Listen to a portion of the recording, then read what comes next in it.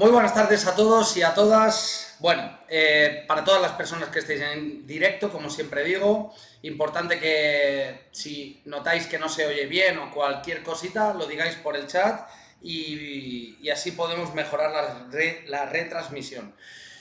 Bienvenidos a todos y a todas a las charlas en la hoguera. Os presento a Nazaret Florian. Ya me conoce. Ya la tenemos por segunda vez en las charlas en la hoguera y además súper agradecido porque hoy toca hablar sobre un tema bastante controvertido y que trae mucha polémica, sobre todo porque el problema principal de este tema lo tenemos o tenemos esa responsabilidad más los mayores que los pequeños. Ese tema es el de la alimentación en los niños. El título de la charla es ¿qué deben comer los niños? O mis hijos, ¿no? ¿Qué deben comer mis hijos?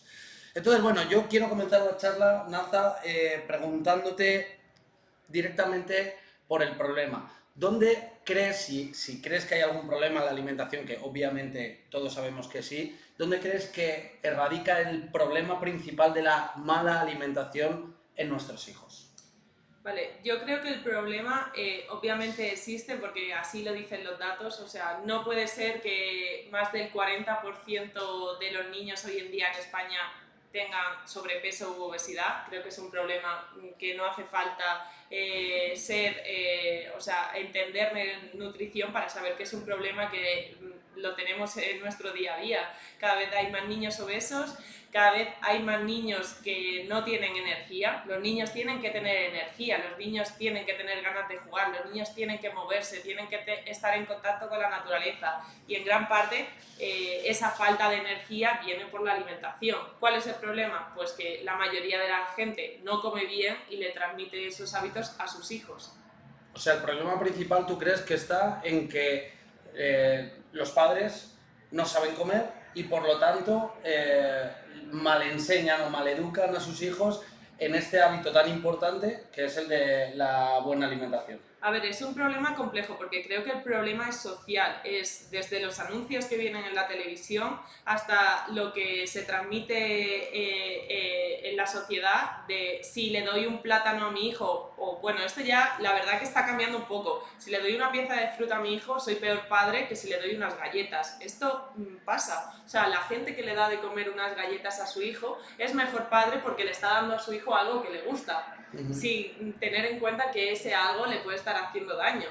¿Vale? Le damos de comer a mi hijo más veces y somos mejores padres. No, quizás le estás dando a tu hijo de comer más de lo que necesita. A lo mejor tu hijo lo que quiere es comer menos veces y jugar más. No comer más y jugar menos o estar más tiempo cansado o más tiempo en casa no haciendo nada. ¿Y de dónde crees que viene este problema? ¿De la creencia del padre en que el niño tiene que estar comiendo más veces? ¿O que efectivamente el niño, pues todos vemos que un niño tiene ganas de jugar, ganas de estar activo, ¿no? Normalmente, a no ser que esté enfermo o que esté en este bucle, en esta rueda de una alimentación no correcta. Pero ¿dónde crees que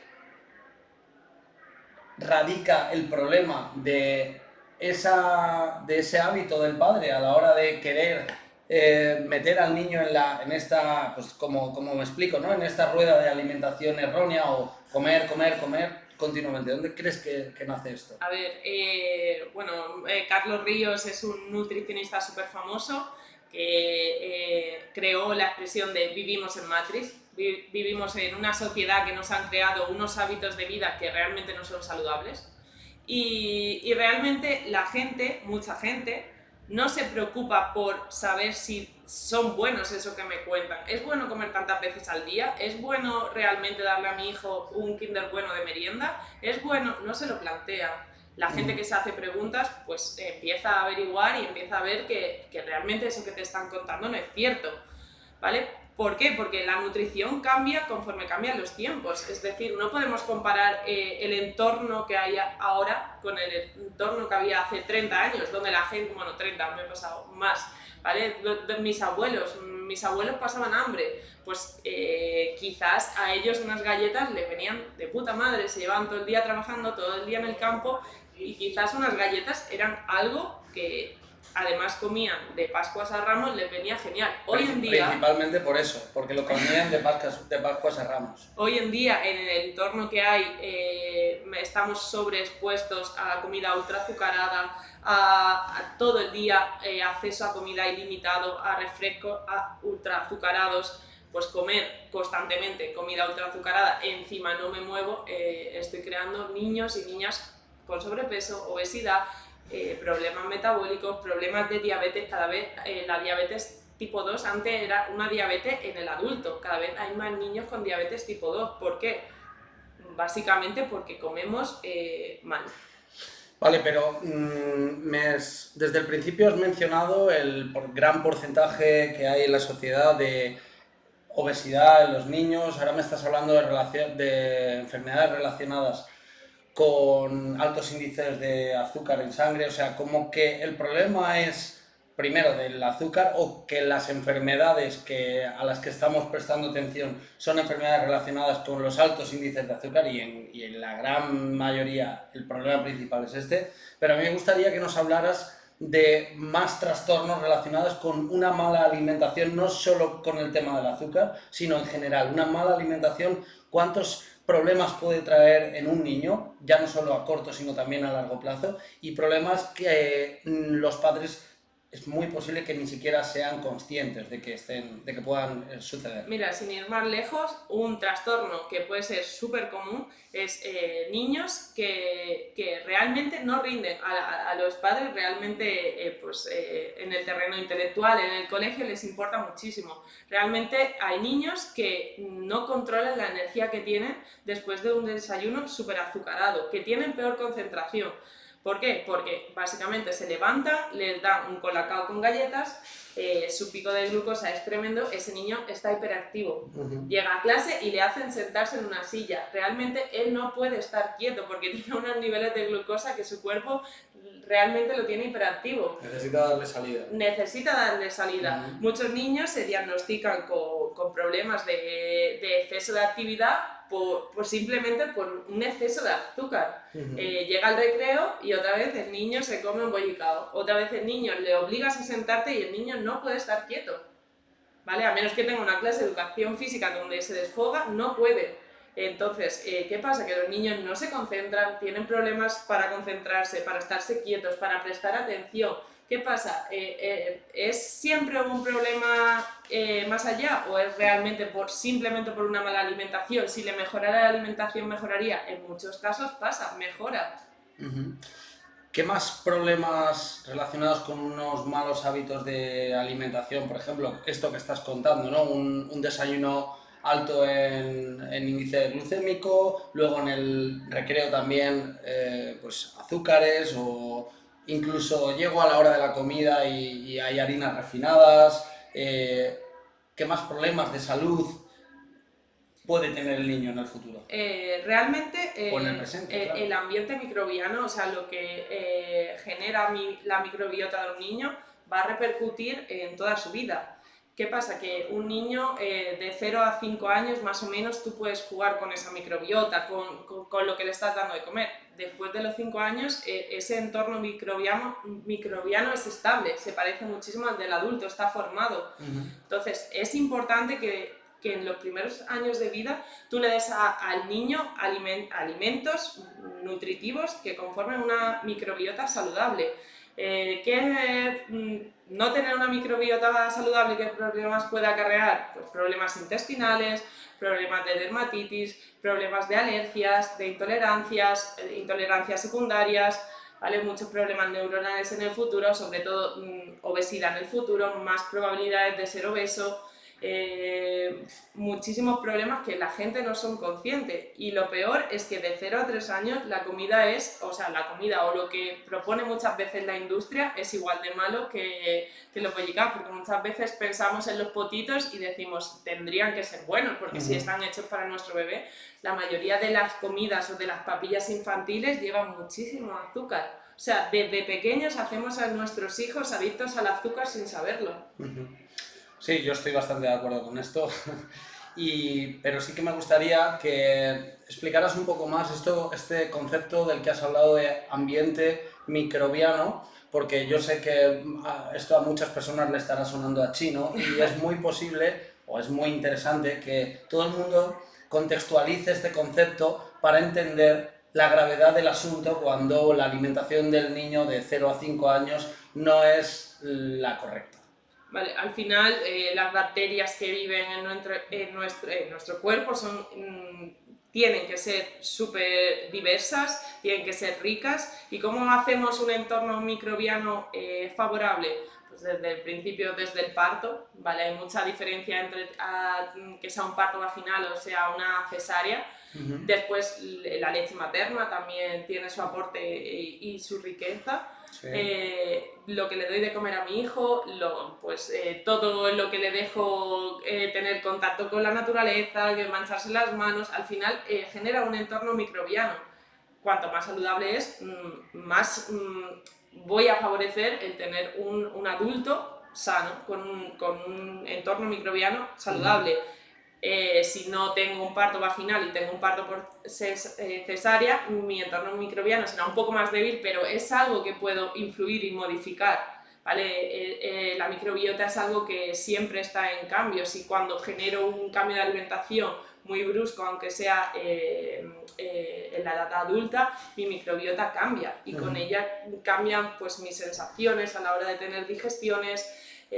Cambian muchísimas cosas, muchísimos problemas de intolerancia secundaria vienen por este cambio, la microbiota, y es importante que los niños desde bien pequeños, sobre todo si me preguntas qué tengo que hacer para tener una microbiota saludable, pues es que el niño coma comida real. O sea, no hacer que los niños, intentar quitarles, que los niños solo coman papillas, que los niños solo coman lo que te vende en la industria, sino darle a tu hijo comida de verdad y sin miedo de que coma comida, ¿vale? Pues al final hay formas de que evidentemente pues un niño no puede comer la comida como tú la comes, pero no tener miedo a darle alimentos reales, que es lo que debería comer un niño. Vale, estamos hablando de un niño porque hay muchos tipos de niños, ¿no? De 0 a 5 años, y ya dentro de este umbral de edades también hay diferencia de alimentos que, lógicamente, un niño de 1 año no podrá comer lo mismo que un niño de 5 años. Pero ya entrados en la edad un poquito más avanzada de 1 año, más cercano a 5 años, ¿qué alimentos nutritivos de comida real propones tú como una dieta equilibrada y saludable que favorezca un entorno bacteriano equilibrado y correcto y que vaya a potenciar la salud del niño más adelante? Mira, hay algo muy claro en todo tipo de dietas, que está claro que no deben contribuir o que no deben estar presentes en una dieta saludable. O sea, una buena dieta cetogénica, una buena dieta paleolítica, una buena dieta vegana, vegetariana, ¿en qué se basa? En que hay ciertos alimentos que no consumen. Sí es buena. Entonces, los alimentos que no debemos consumir son las harinas refinadas. Yo esto no lo daría a los niños porque, lo he dicho, le estoy haciendo adicto al azúcar desde bien pequeño. Hablamos de los típicos picos de pan, por ejemplo. Por ejemplo. Esto se da mucho a por ejemplo, ¿no? A los niños de 3 años, de 4 años, el piquito de pan para que el niño se entretenga, ¿no? Y muerda también los dientes que le están saliendo, a lo mejor, ¿no? Que esto es algo... O la galletita para que chupe. Eso es. Vale. Eso, por ejemplo, sería una aberración. Vamos a llamarlo así. Bajo mi punto de vista, pues sí. O sea, darle eso y tenerle miedo, por ejemplo, a los huevos. O sea, a mí la comparación esa de cómete un paquete de galletas, pero cómete 3 huevos a la semana, me parece un ejemplo muy claro. O sea, la leche materna, al final, más del 50% de la leche materna es grasa. Y le tenemos miedo a los huevos. Un huevo de una gallina criada en libertad, un huevo es un alimento súper nutritivo. No tengas miedo en darle a tu hijo un huevo cocido en vez de una miga de pan, un bollo, como tú has dicho. ¿Por qué no le damos huevos? ¿Le tenemos más miedo a un huevo que a una galleta? Sí, pues pero no. Pasa algo que te podrían decir muchos padres, y es que hay una realidad, y es que cuando desde pequeñito o se maleduca al niño en esta alimentación rica en carbohidratos, más que en carbohidratos, en azúcares, ¿no? Azúcares refinados, etcétera, porque desde pequeñito se le ha dado exceso de esto, hay un momento en el que a lo mejor el padre pues escucha esta charla y dice, oye, yo quiero quiero dar un paso al frente para mejorar la salud de mi niño que tiene 4 años, que tiene 5 años. Y empiezo a no darle, a cortarle ese suministro de azúcares. ¿Y qué pasa? ¿Qué hace el niño? Pues el niño llora, el niño está mal, ¿no? El niño ahora mismo lo que es más, lo que genera es un problema para el bienestar de los padres de esto, de lo que se quejan, ¿no? Al final un padre de, oye, el niño, yo le doy azúcar y el niño se calla. Y el niño está bien, el niño está juguetón, está feliz, se ríe, obviamente, porque las hormonas que segrega ese pico de insulina son hormonas en el momento de la felicidad, ¿no? Pero la realidad es que hay un equilibrio entre el bienestar del padre y el malestar del niño. ¿Cómo juego con eso? Estoy en desacuerdo con eso. O sea, estoy en desacuerdo porque si tú, evidentemente, a ver, si tienes un niño adicto al azúcar, pues es que... Ese es el contexto que yo planteo, que sé por dónde vas y yo estoy de acuerdo contigo. O sea, efectivamente, cuando tú educas nutricionalmente bien a un niño, el niño va a tener un mayor bienestar, un mejor comportamiento, una mejor energía. Creo que es ahí por donde ibas, creo. No, yo lo que quiero hacer ver a los padres es que si tienes un niño con una adicción tremenda al azúcar, pues evidentemente, como toda adicción, va a pasar 2-3 días en el que el niño te pida azúcar. Pero si tú, el padre es capaz de aplicar esos hábitos a él, o le estás pidiendo a tu hijo que no se tome pan blanco y te ve a ti desayunar pan blanco con mantequilla o mermelada, bueno, pues igual no puedes educar a tu hijo si tú antes no te lo aplicas, porque al final el niño es un espejo de lo que ve en casa. O tú le estás diciendo a tu hijo que no tomas cereales, pero te los tomas tú delante de él. No hay forma. Pero si en cambio, por eso te decía que estaba en desacuerdo, si el niño te ve de repente desayunando huevos y le echas algo que le guste, pues jamón o queso, y te ve a ti tomándotelo, seguramente te lo pida.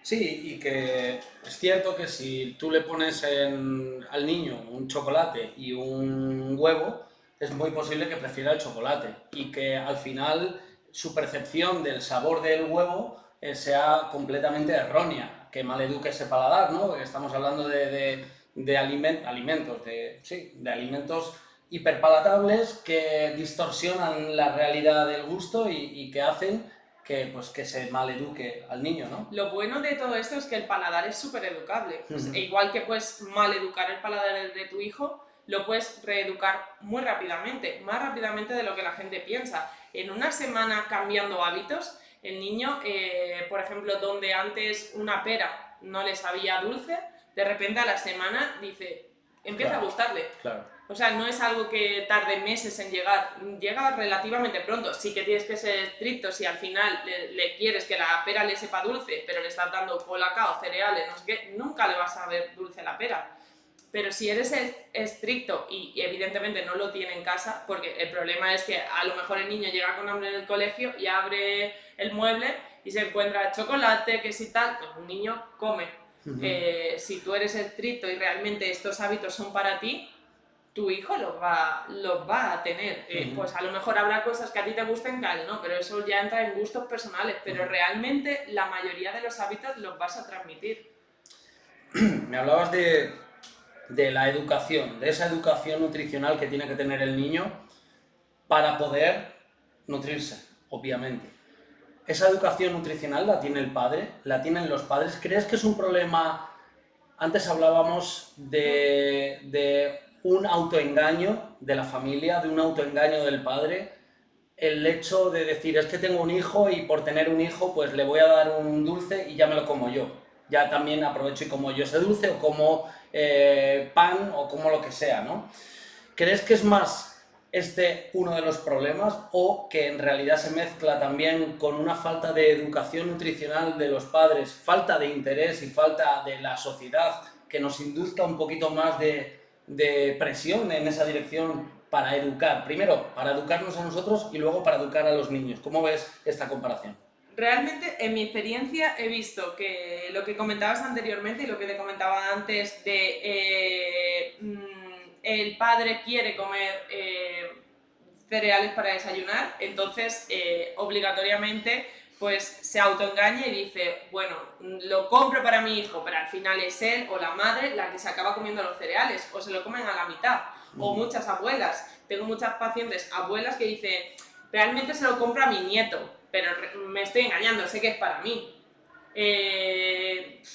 Familiares, ¿vale? Que dicen, bueno, esto no lo puede comer mi hijo, pero realmente lo compras porque te lo quieres comer tú, entonces el niño también se lo va a comer. Incluso, fíjate, desde el punto de vista en que lo estás enfocando, no tanto para que la madre o el abuelo o la abuela puedan aprovecharse de también comer, sino la educación que han recibido, que hemos recibido, que han recibido estas personas de pequeñitos, que esto era como una recompensa. Sí, sí, sí. Que el hecho de decir, tengo un dulce y me lo voy a comer, esa felicidad que te reporta ese dulce, eso se queda grabado en la mente del abuelo, de la madre, del padre, y aunque saben de lo dañino de ese dulce, le presentan este dulce de una forma inconsciente, como sabiendo que eso da una recompensa. Oye, yo a mi niño pequeño, ¿cómo no le voy a dar una recompensa? ¿Cómo no le voy a premiar? Él se lo merece, le quiero muchísimo. Y esa sensación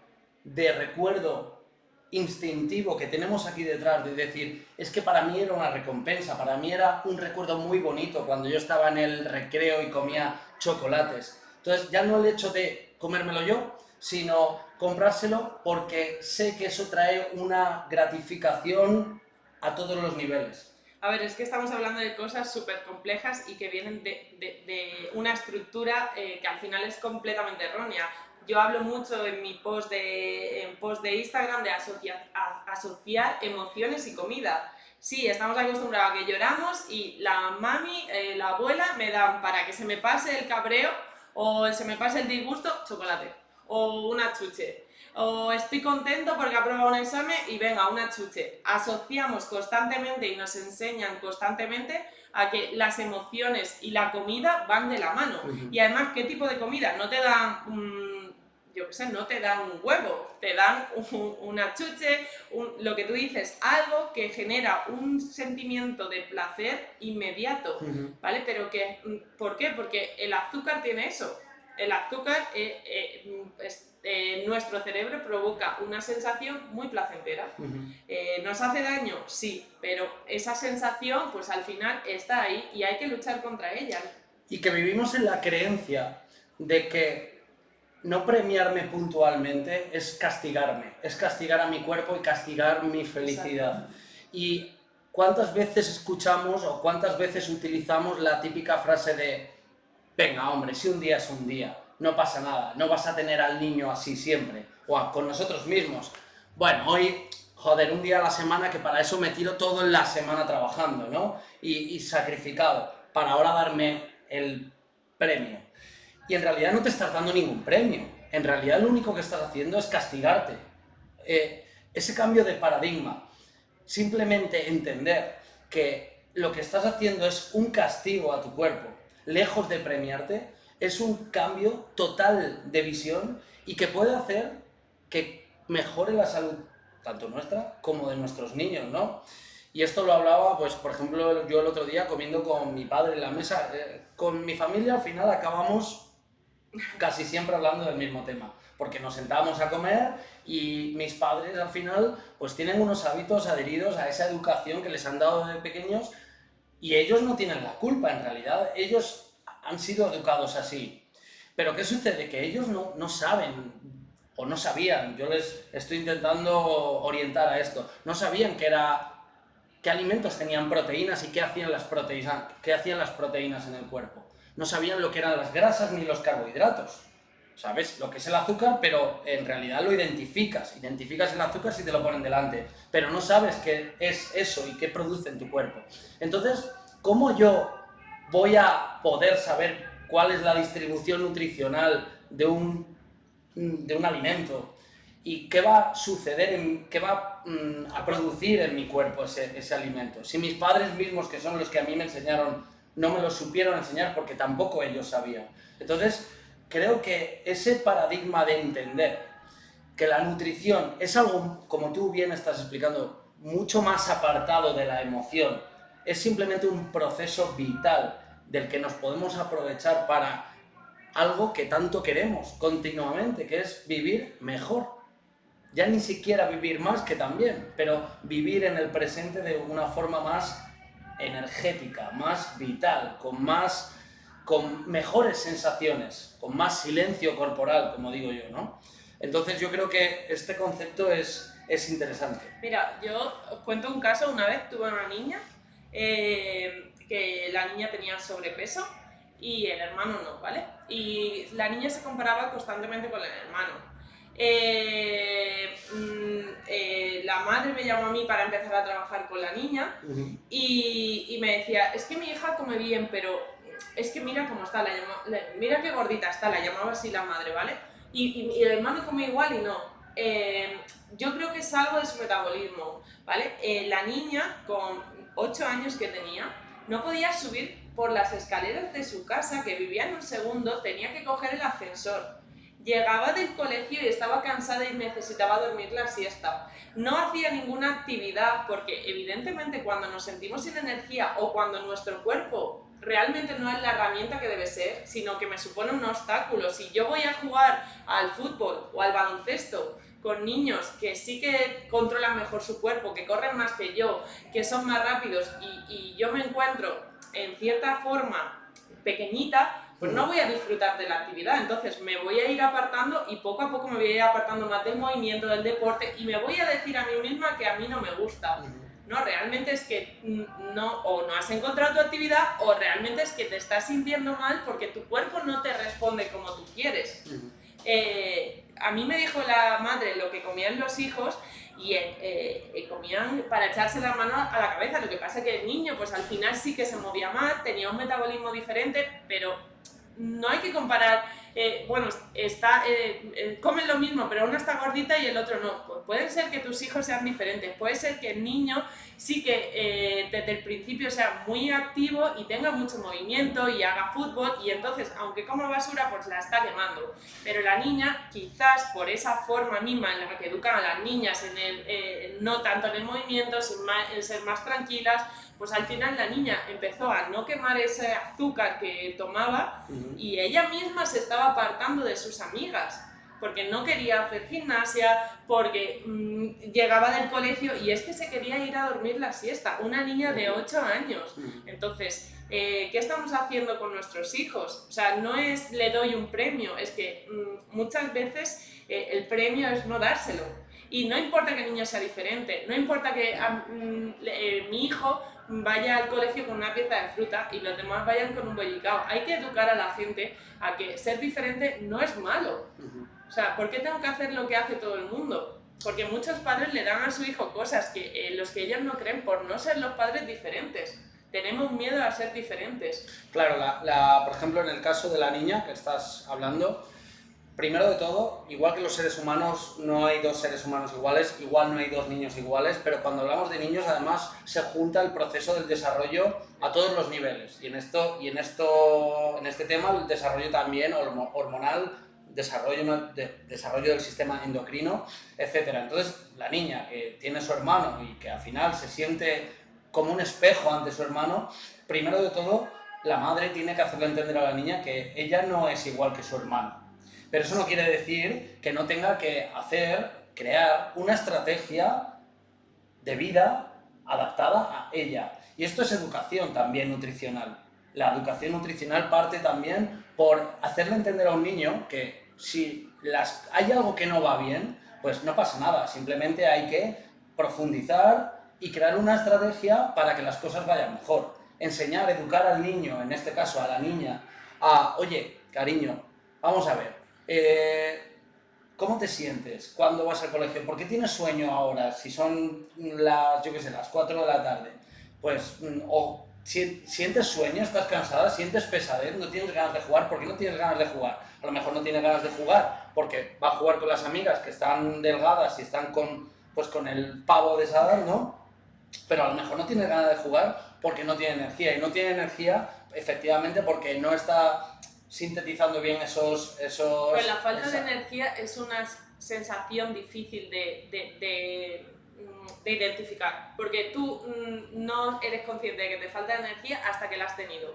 Si nunca has tenido energía, mucha gente viene con falta de energía crónica y no saben que les falta energía, no te identifican el problema. Claro, porque nunca han tenido energía, entonces para ellos tener claro, energía es dentro de la poca energía que tengan, los picos de insulina que hayan tenido, efectivamente, pero al final, cuando una niña de 8 años tiene un sobrepeso y eso es obvio, pues es obvio también que hay un problema, ¿no? Y el problema, la solución al problema es profundizar en el problema y buscar una estrategia que no sea a ojos del niño ni a ojos del padre algo muy traumático, simplemente como lo que hay, algo normal. Oye, vamos a ver si haciendo más actividad física mejora la cosa, si creo que ese es el problema. Pero a lo mejor es que la alimentación no es la concreta, la específica. Y bueno, ya que estamos hablando de esto, pues me gustaría que nos contaras si existe mucha diferencia entre lo que tienen que comer unos niños y otros, y al final los niños son niños y todos tienen que comer los mismos alimentos, o cómo un padre identifica cuáles son los mejores alimentos para su hijo, que al final es un poco este caso, ¿no? Lo que te digo es, los alimentos buenos son buenos para todo el mundo.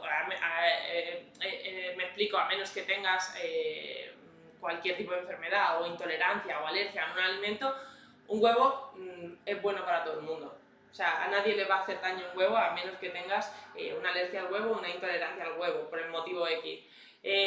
Cualquier tipo de verdura, de fruta, frutos secos, ¿vale? Son mariscos, son buenos para todos. O sea, no hay algo que te diga, no le des esto a tu hijo. Como te he dicho antes, una microbiota de un niño de 5 años se parece muy mucho a la de una persona totalmente adulta. O sea, ya tiene su microbiota totalmente hecha, ¿vale? Entonces, ¿hay algo que no pueda comer mi hijo? No, tu hijo puede comer lo que quiera, pero no obligues a tu hijo a comer.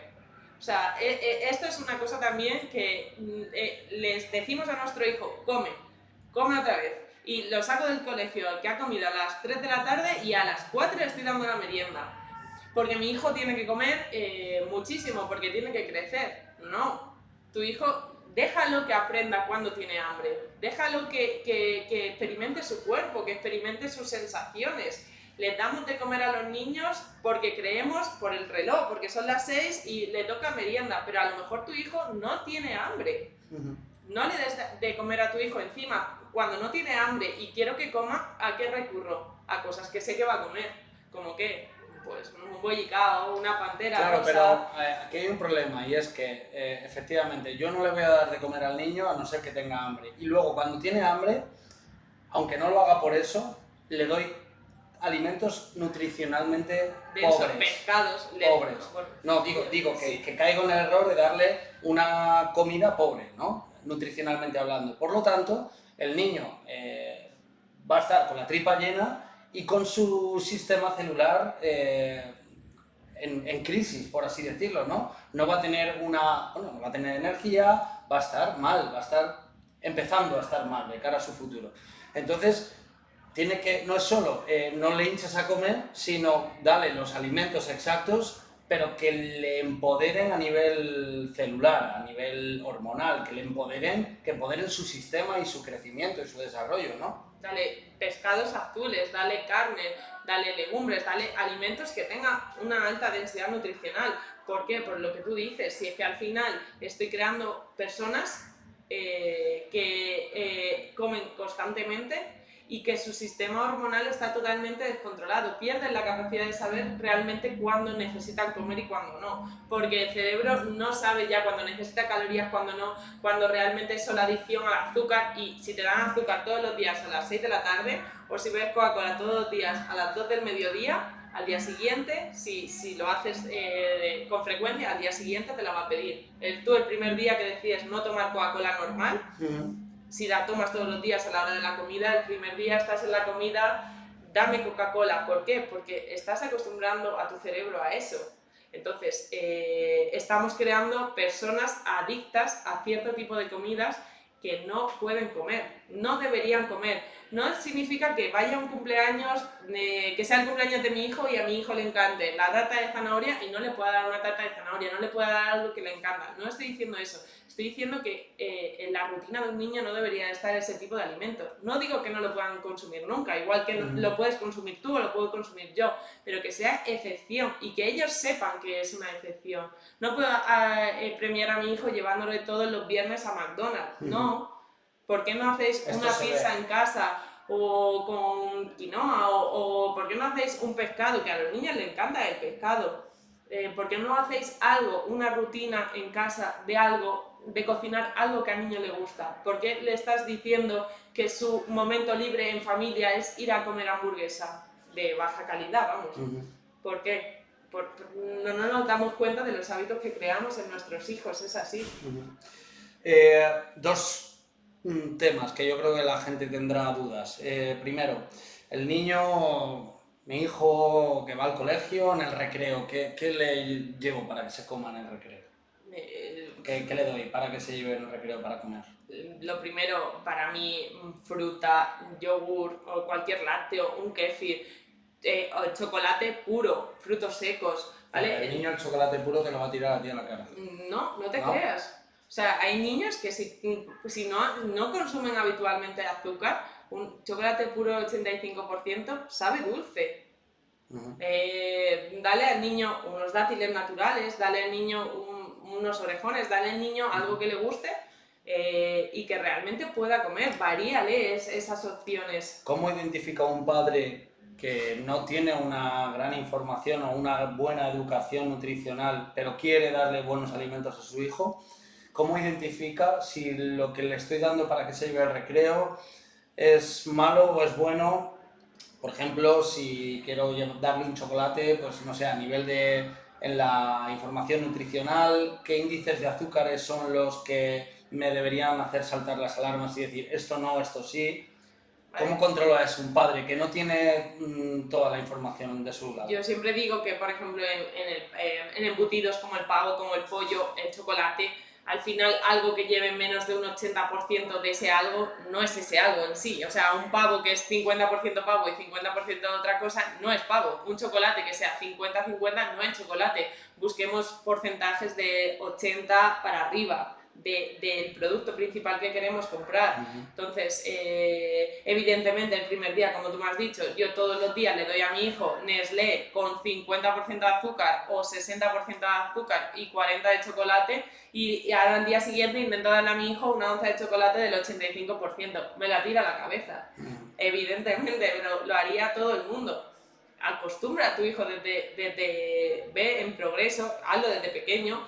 Y ahora, si lo quieres cambiar, ahora que tu hijo ya tiene unos hábitos que no son buenos y los quieres ir cambiando, ve poco a poco. O sea, pasa del colacao a el cacao puro, pero al principio la proporción de colacao y bebida vegetal, por ejemplo, que es dulce, pues que sea progresiva. Y poco a poco ve reeducando ese paladar del niño. O sea, sí, sobre todo esa educación que venga también de la mano de querer enseñarle al niño. No solo, oye, te cambio esto. ¿Por qué me cambias esto? Porque sí, porque es lo que hay, sino explicarle el por qué estás cambiando esos hábitos, que tú también estás aprendiendo como padre. Oye, mira, pues estoy profundizando en esto y acabo de ver en no sé dónde, en Instagram, pues este nutricionista que habla sobre lo bueno que es este alimento para la salud y que lo otro que estábamos tomando, pues mira, esto no trae beneficios a nuestra salud y va a hacer que estés más cansado. No sé, explicárselo también de una forma más didáctica y que haga que al niño le despierte la curiosidad de querer profundizar también en esa alimentación. Y yo el otro día estuve en un cole, como te comentaba, y yo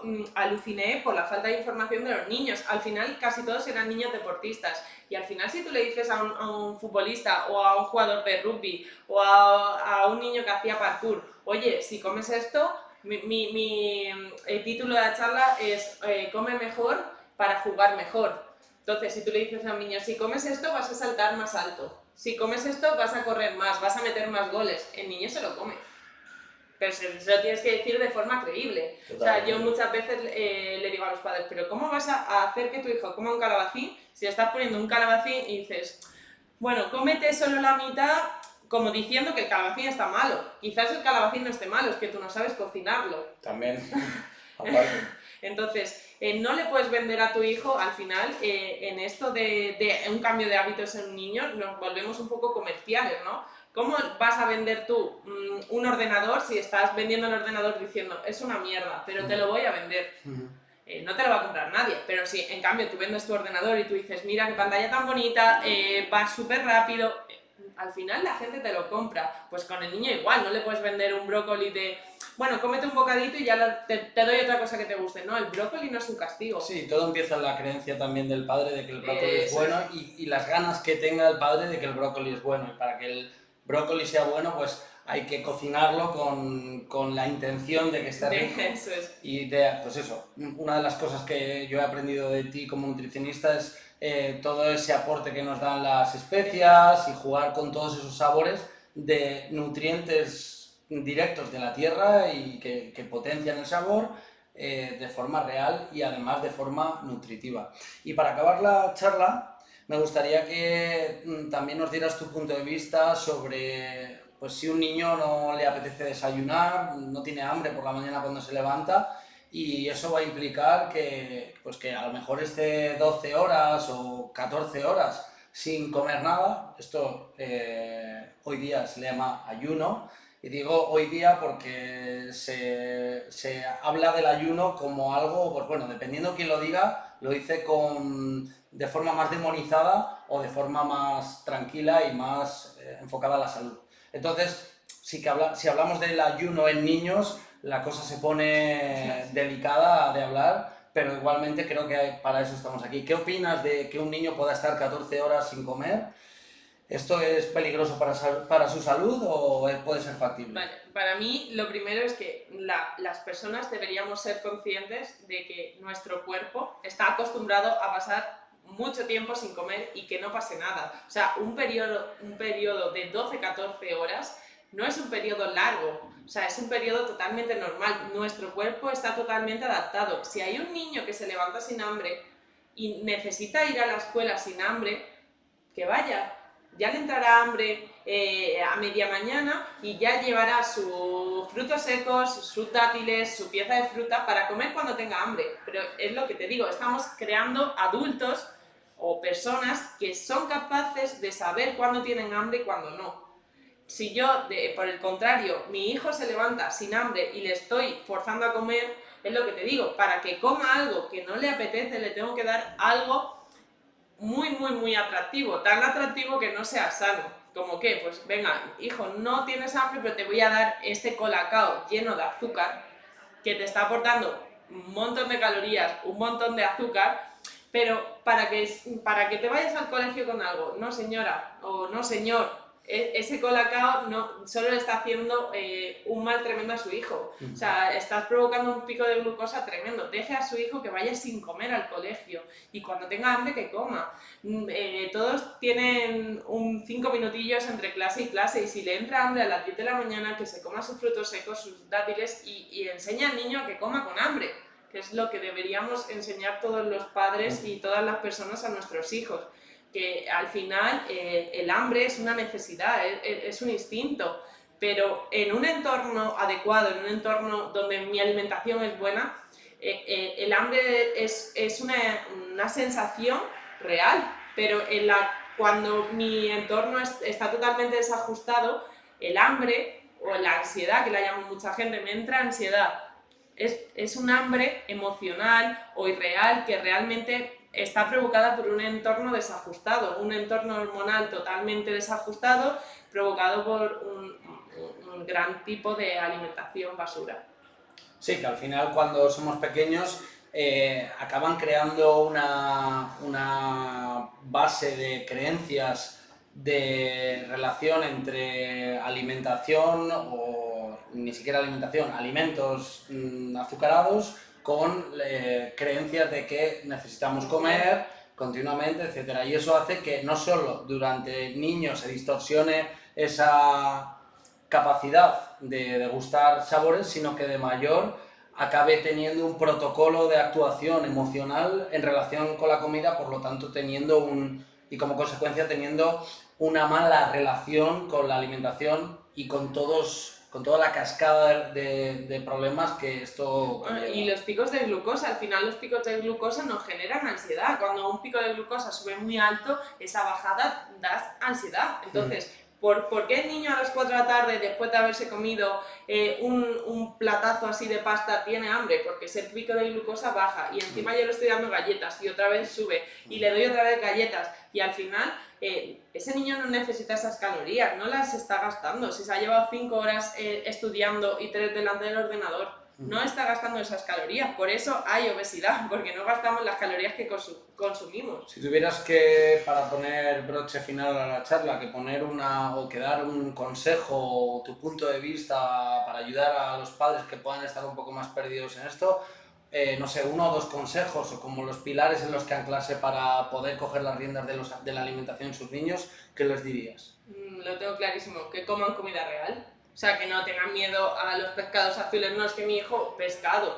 Para un niño, sí, pescados, carnes, huevos, mucha fruta, mucha verdura. Que coman comida real, que eviten los procesados. O sea, de verdad, no es sacarlos de la alimentación, es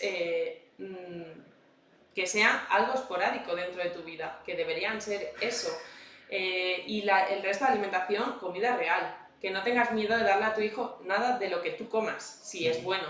Y en segundo lugar, que para que un niño interiorice algo, necesita verse reflejado en un espejo. O sea, si tú no lo haces, tu hijo no lo va a hacer. Si tu hijo ve que tú no entrenas, tú no te mueves, tú le vendes yo prefiero ver el deporte desde casa, pues tu hijo al final verá el deporte desde casa, porque al final somos el reflejo de nuestros hijos. Necesitamos que los padres sean ejemplo.